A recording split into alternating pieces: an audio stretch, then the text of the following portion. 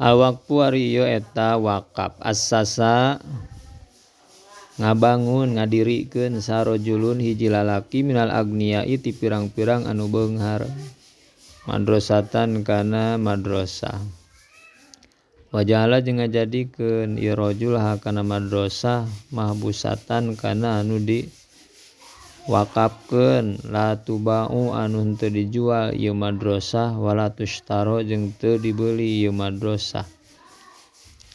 Bal tabqa balikta tumetep ieu madrasah daiman barina salanggengna salawasna makanan kana jadi tempat ditalimi pikeun belajar. Madamat salagi langgeng ieu madrasah baqiatan eta nu tumetep. Parajulu mangka ari hiji lalaki eta teh yusama dingaranan ieu rajul awaqifa kana waqif hartosna anu ngawakafkeun. Wa madrasatu jeung dingaranan madrasah teh mauqufatan kana mauqufah anu diwakafkeun. Wa talamizu jeung dingaranan talamiz mauqufan alaihim ka anu diwakafanana. Wa hadal amalu jeung ari pagawean al-waqfa dingaranan kana wakaf. Al-waqfu maka ari wakaf huwa eta ari wakaf eta habsu malin. Jadi masrahkeun hiji barang yumkinu anu kongang non alintifa ngalap manfaat bihi kana eta mal ma baqoi ayanihi sarta tumetep datiahna eta mal ala maslahatin amatin kana maslahat anu umum au khossatin atau anu tangtu.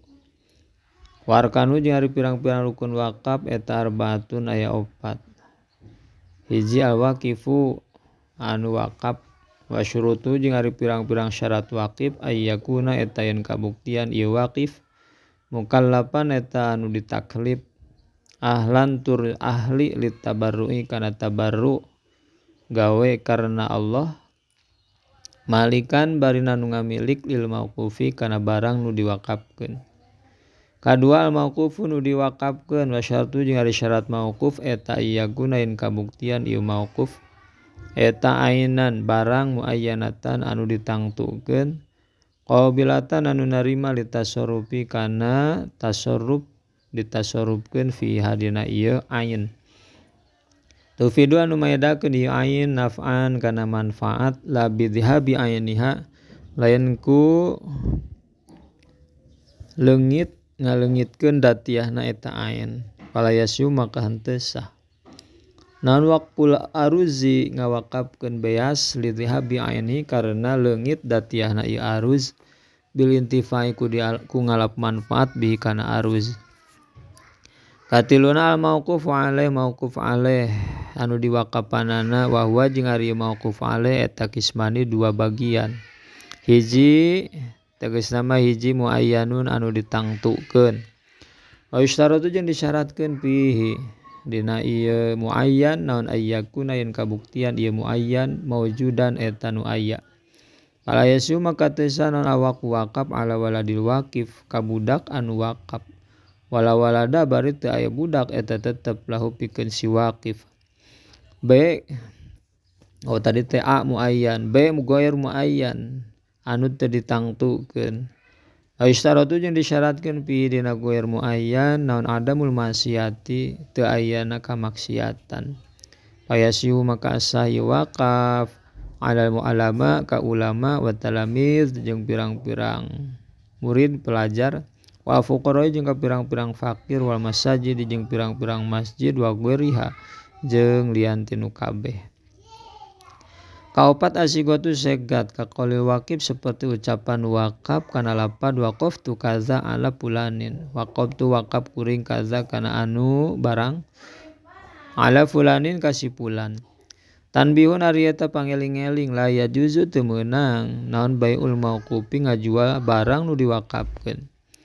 Wala jeung teu meunang naon hibatuhu ngahibahkeun mikeunana eta mauquf wa huwa jeung ari ieu mauquf la yurasu eta teu diwariskeun ieu mauquf.